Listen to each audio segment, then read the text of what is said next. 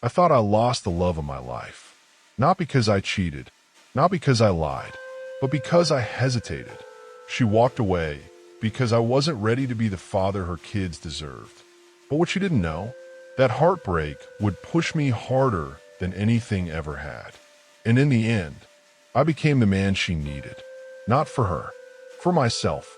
If you've ever felt like you weren't enough, like love slipped through your fingers before you could hold on, then this story is for you. Hit that like button, subscribe, and buckle in, because this is how I turned my heartbreak into something powerful. And no one, not even her, saw it coming. I met her at a mutual friend's barbecue. Let's call her Emily. She wasn't flashy. No loud muck-up. No trying too hard smiles. But she had this calm presence. Like, no matter what storm was coming, she already knew how to survive it. We hit it off instantly. And over the next few months, I fell harder than I ever expected. She was everything I didn't know I needed. Warm, funny, fiercely loyal, and the kind of woman who listened without interrupting, which in today's world is a lost art.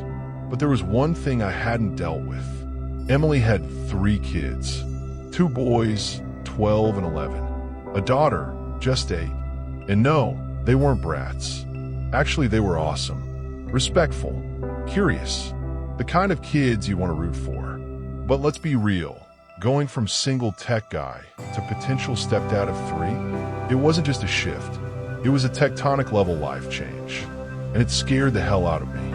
We were at this amusement park. It was supposed to be a fun Saturday. Cotton candy, roller coasters, smiles all around. But the tickets, the food, the merch the kids wanted, it added up fast. And without even thinking, I covered everything. No one asked. No one offered. It was just assumed. That night, I gently brought it up to Emily. Not accusatory, just honest. Her smile faded. "I'm sorry," she said, but there was something in her tone, something cold, like I had just broken some silent contract. And that's when it hit me. Maybe she expected me to instantly step into a full provider role. Father figure, bank account, rock, all at once. And I wasn't ready. It got worse. Around that same time, I got hit with a lawsuit. Stupid mistake from a freelance contract years ago. But it drained my savings and crushed my confidence. Emily didn't judge me. I'll give her that. But I could feel the dynamic shifting. Her patience, it started thinning. Our calls got shorter. She stopped sending me random selfies. Then one night, she said the words that broke me. "I think we want different things. I need someone who's ready now. Not in a year. Not maybe. Now." She walked away. Just like that. And I let her. Because part of me agreed. I wasn't ready to raise 3 kids. Wasn't ready to move cities. Wasn't ready to play tug of war with a verbally abusive ex-husband who'd still show up on weekends. But I was also heartbroken. I couldn't eat. Couldn't sleep. Everywhere I went, I imagined her laugh. Her daughter's tiny hand grabbing mine. Her boys asking me about coding and gaming and life. They were gone because I hesitated. But here's where the revenge part begins. Not revenge against her. Revenge against the part of me that always held back. The voice that said, "You're not good enough. You'll never be a real man.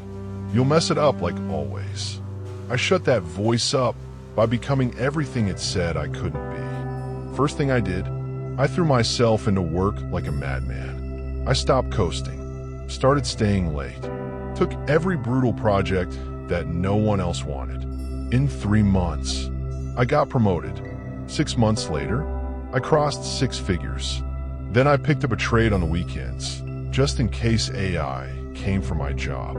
Welding, physical, gritty. Something about that grind healed me. I hit the gym hard, not for abs, for discipline, for the clarity that came after pushing through pain. I cut down drinking, started therapy, finally dealt with the emotional wreckage from my own messed up childhood. And slowly, I started to become the kind of man I could be proud of. The kind of man who could raise kids, maybe even 4 of them. And then it happened. Almost a year later, I ran into Emily at a bookstore of all places. She looked shocked. I had filled out, stood taller, smiled easier. We chatted, cordial, awkward. Then she said, "You seem different." And I smiled. "I am." She paused. "My kids still ask about you," she said softly. That hit me like a truck. We got coffee. She told me the kid's dad was still a pain, still passive-aggressive, still manipulative, but she was handling it. She asked me, tentatively, if I'd ever want to see them again. And I looked her in the eyes and said, "If I do, I'm not walking away again, not even a little." She didn't cry, but her eyes shimmered. A few weeks later, I visited her place. Her daughter ran up to me like I never left. The boys fist bumped me, already planning games to play. I stayed for dinner, stayed for stories, stayed until her daughter fell asleep on my lap. And for the first time, I didn't feel overwhelmed. I felt home. Sometimes, the people we love the most walk away not to hurt us, but to force us to grow. Emily didn't just leave me. She handed me a mirror, and what I did next, that was my revenge. If this story hit you in the gut, or reminded you of someone you lost before you were ready, smash that like button. Tell me in the comments, what's the hardest decision you ever had to make in love? And don't forget to subscribe for more true stories with an emotional punch and a revenge no one saw coming.